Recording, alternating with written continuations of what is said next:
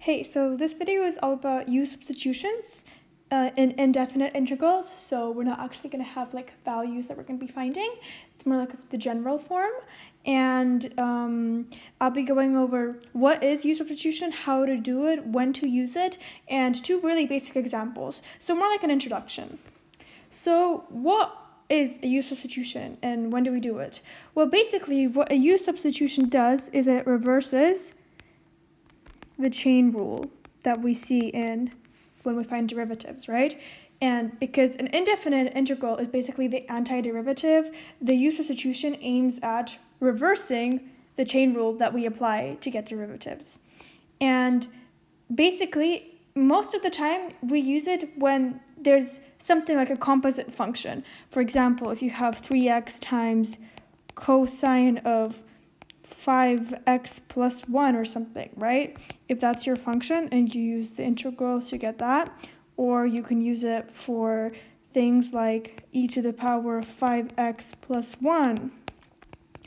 So you're getting the trend. We always have an inner function and an outer function whenever you use u-substitution, similar to how we would had we done the chain rule, right?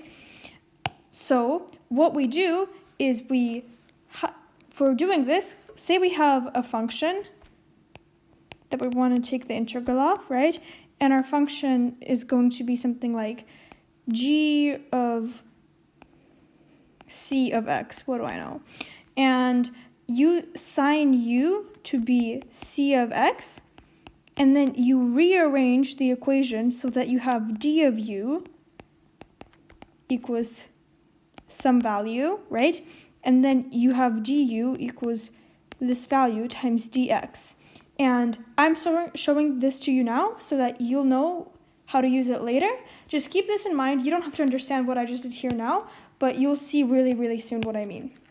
A lot of the times, the derivative of u is not going to be present in your integral. So you're going to have to rearrange the equation in order to get the derivative of u to be present, because otherwise this doesn't work. So the conditions for this to work is that your integral must have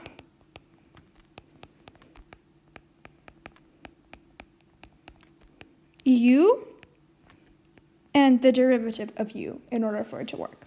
So this is just basically theory, and it doesn't really make that much sense unless you look at a specific example. So I'm going to share with you two really basic examples.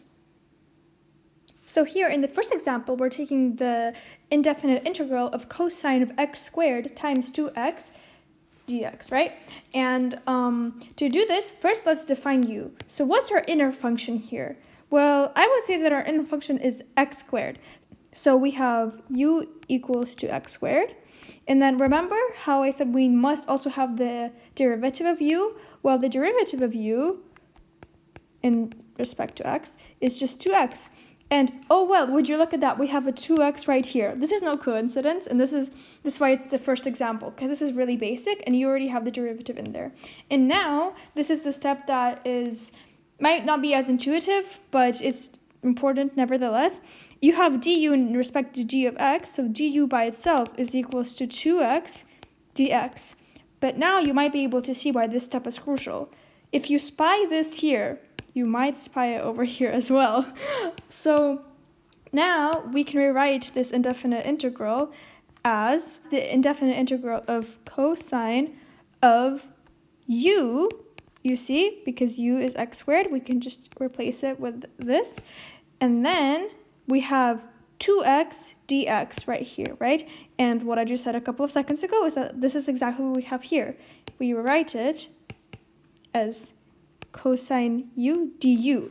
Now that looks really familiar to the notation where it's f of x dx, right? That looks really similar, and that's exactly what we're aiming to do here. We're rewriting this in terms of u and then just substituting u in the end. So based on our antiderivative and indefinite integrals, this would equal to the sine of u plus c, because we always have a constant that we can add, right? Don't forget about the constant. And if you're confused where the sine comes from, well, the derivative of sine of x is cosine of x, and the process of getting the integral is just reverse derivative, so antiderivatives. And then we have a u here, right? But we didn't start with u. So now this would be equal to the sine. What is u? Well, u is x squared, so the sine of x squared plus c. And that is going to be our final answer. This is the indefinite integral of cosine of x squared times 2x. Okay, let's move on to the second example. So here we have the indefinite integral of e to the power of 3x dx, right? And try to do this by yourself and then come back and see if your answer is correct. So what would u be?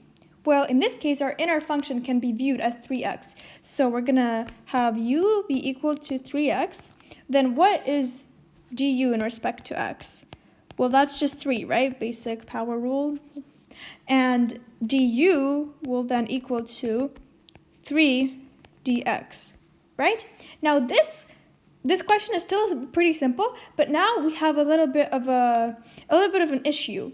We don't have 3 dx right away in this indefinite integral, right? We can't just insert du like we did over here. So now what we do is we must have a 3 somewhere here, right? But in order to add this and keep the value the same, we're just going to multiply this whole entire indefinite integral by 1/3. So then we can multiply the inside by 3, and then these would eventually cancel out. Well, what do we have now? Now we can actually see our du, right? We have 3 dx, we have 3 dx here, and we have u right here. So we can rewrite this in terms of u as 1/3 of the definite integral of e to the u du, right? So all we're trying to do here is include du by itself, not du in respect to dx, just derivative of u du, but also keep the value of the indefinite integral the same, of course, because that's what we want. What is the indefinite integral of e to a variable, e to the u? Well, that's just going to be e to the u, because e to the x, the derivative of that is e to the x, which is pretty cool. So what your answer for this would be 1/3 eu, e to the power of u, plus c.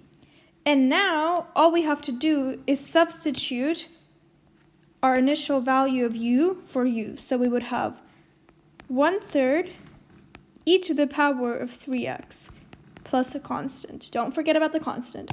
And that's all there is to it. Here, this is our final answer. And what we find is that 1/3 e to the power of 3x plus a constant is the indefinite integral of e to the power of 3x. All right, so I hope you found this pretty interesting and you're more familiar and clear on what u-substitution really is. And basically all we're doing here is we're substituting the inner function for u, and then we're rewriting the function so that we have the derivative of u, du, and then we can use that by multiplying the derivative of u by dx, and then we rearrange the function a little bit more, and then we can solve the indefinite integral in simple terms of u, and then we just put the values of u back in. That's all there is to it. It's really not that complex. And the next step would be looking at definite integrals with u-substitutions, but that's a video for another day, and I hope you enjoyed. Bye!